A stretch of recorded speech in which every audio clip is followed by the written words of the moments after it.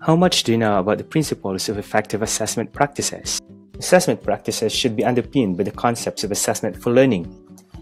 Assessment is associated with several key concepts, but we need to keep in mind that we develop and implement assessment strategies to help our students learn more effectively. Two major studies highlight the central role of assessment in learning. The why teachers use assessment is the most important factor that defines effective teaching. Hattie's research ranked all activities that teachers do in the classroom.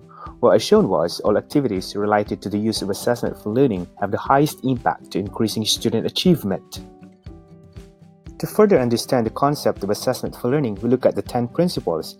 First, assessment should be part of effective planning and not something that you think at the end of the lesson. You need to ask yourself, what, when, and how will I use assessment to effectively support my students? Second, your focus for using assessment should be on helping students how to learn more effectively. This should be your primary purpose. Third, think of how you could integrate both formal and informal assessment activities in your teaching to continuously check student understanding. Fourth, always consider the emotional impact of assessment. Remember, if there's one thing that students hide in the classroom, that is the assessment activity. Fifth, avoid assessment activities that compromise student learning. Use assessment to build student motivation. Sixth, students need to have a clear understanding of what they need to learn and how the learning will be assessed.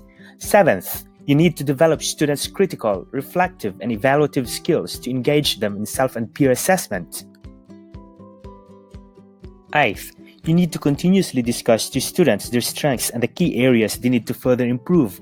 Ninth, consider to use differentiated assessment activities. One assessment strategy might not work for everyone. 10th, assessment literacy is the most important factor in effective teaching.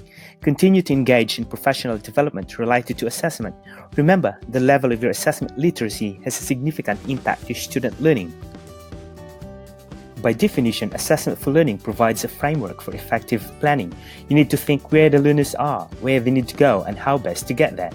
Build on student prior knowledge and learning characteristics to achieve the learning outcomes, and develop appropriate learning, teaching, and assessment strategies to effectively support individual students.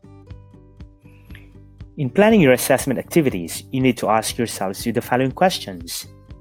If your answers are yes to all of these 6 questions, then you are in the right track. As a short self-assessment activity, what are your responses to the following questions? Do you have the required assessment knowledge and skills to effectively support student learning? Always remember that we use assessment in the classroom to effectively support students in their learning.